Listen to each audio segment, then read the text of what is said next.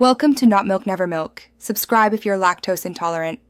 In this video, I will explain how to use your employee discount on the McDonald's app in the UK. First, ensure you have the official McDonald's app downloaded on your smartphone and that you are logged in with your personal account. This process will allow you to seamlessly apply your staff benefits to your mobile orders, making your experience quicker and more rewarding. Having your employee identification ready will be crucial for the next steps. To link your employee discount, navigate to the More section within the app, usually found at the bottom right. Look for an option like Employee Discount or Staff Benefits. You will then be prompted to enter specific details from your employee identification, such as your employee number or a unique code.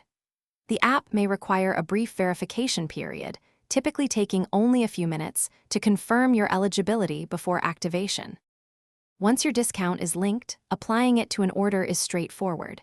When building your order, simply add your desired items to your basket.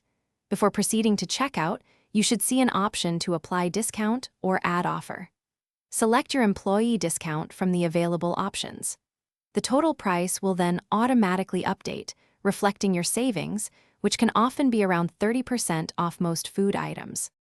It is important to remember that employee discounts typically apply to most food and drink items, but some promotional or limited-time offers might be excluded.